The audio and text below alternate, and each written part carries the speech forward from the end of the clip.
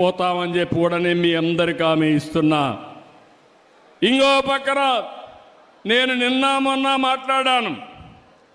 Polavaram project ఈ రాష్ట్రానికి ఒక జీవనాడి. నీళ్ళన్నీ కూడా మీరు చూస్తే పోలవరం కిందన గోదావరి ద్వారా సముద్రం లేకపోతున్నాయి. ఈ సంవత్సరం 4000 టీఎంసీ నీళ్లు సముద్రం లేకపోయినాయి. కానీ నేను ముందు జాగ్రత్త చేసి ఈసారి మీరు చూస్తే శ్రీశైలం కానీ ఇవన్నీ నీళ్లు తీసుకొచ్చి రాయలసీమలో ఉండే రిజర్వాయర్లు కళకళలాడుతున్నాయంటే అది తెలుగుదేశం పార్టీ చూపించిన చొరవ.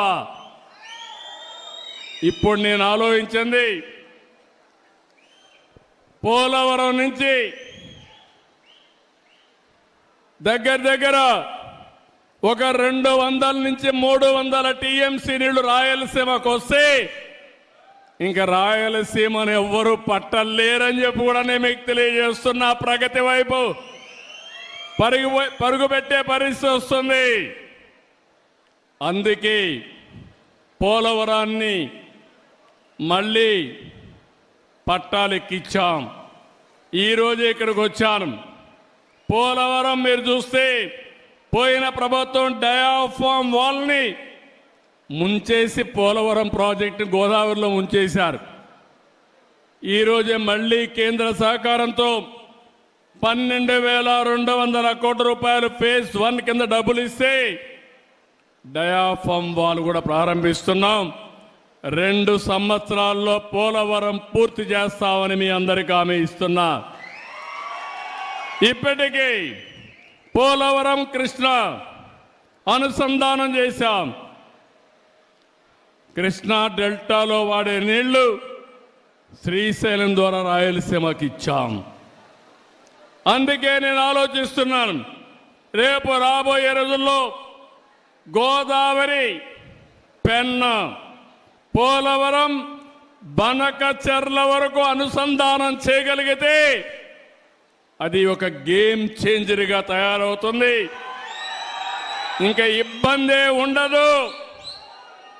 రాయలసీమ రైతాంగం మీసం తిప్పి బతికే రోజు వస్తుందని చెప్పి కూడా నేను మీకు తెలియజేస్తున్నా. ఎందుకు ఈ మాట మాట్లాడుతున్నానంటే డబ్బులు అవుతాయి. దగ్గర 80,000 కోట్లు కావాలి. పోలవరం అయిపోతుంది.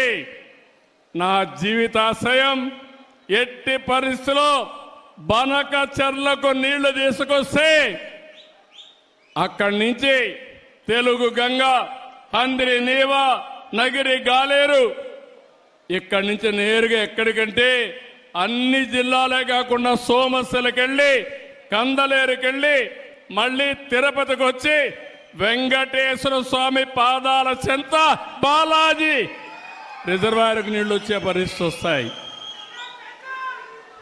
ఇది నా కళ. మీలో కూడా ఆలోచన రావాలి. ఆ రోజు ఎన్టీ రామారావు గారు ప్రారంభించిన జల యజ్ఞం ప్రతి ఎకరాకు నీళ్లు ఇచ్చే బాధ్యత నాదని మరొకసారి మీ అందరికీ హామీ ఇస్తున్నా.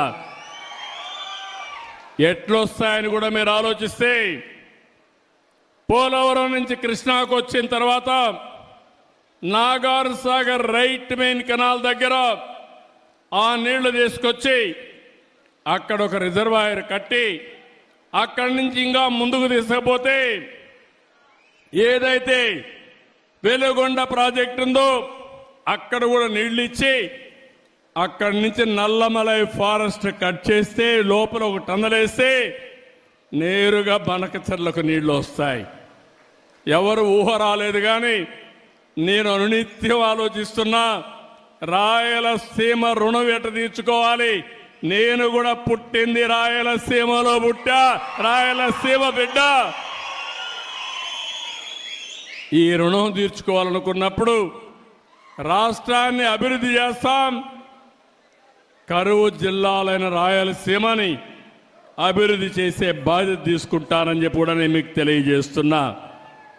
అందుకనే ఇంకో పక్క మీరు ఒకసారి చూసినప్పుడు ఈ నీళ్లన్నీ కూడా సముద్రం లేకపోతున్నాయి. ఈ విషయం మీరు గుర్తుపెట్టుకోవాలి. ఈ సంవత్సరం 5,000 టీఎంసీ నీళ్లు వర్షాలు వచ్చిన తర్వాత సముద్రంలోకి వెళ్ళి ఈరోజు మనం చూస్తే బాగా వర్షాలు వచ్చినప్పుడు నీళ్లన్నీ సముద్రం లేకపోతున్నాయి. వర్షాలు లేనప్పుడు కరువు కాటకాలతో మనం ఇబ్బంది పడుతున్నాం.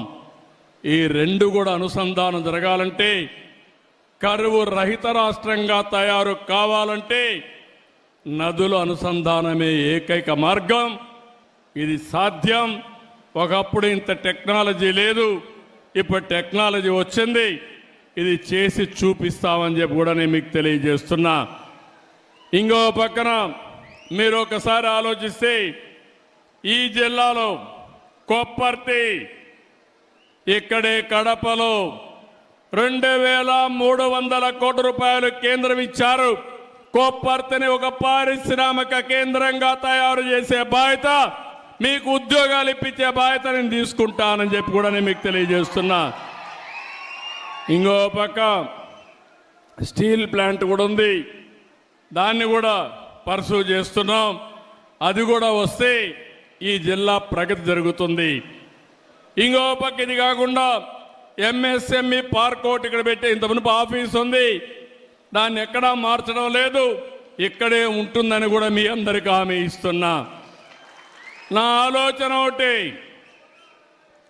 ఒక ఇంటికి ఒక పారిశ్రామికవేత్త తయారు కావాలి. ఒకప్పుడు ఐటీ గురించి మాట్లాడా, ఇప్పుడు నేను మాట్లాడేది 1 ఫ్యామిలీ 1 ఆంట్రప్రెన్యూర్. ఒకప్పుడు ఐటీ, ఇప్పుడు ఏఐ, ఆర్టిఫిషియల్ ఇంటెలిజెన్స్.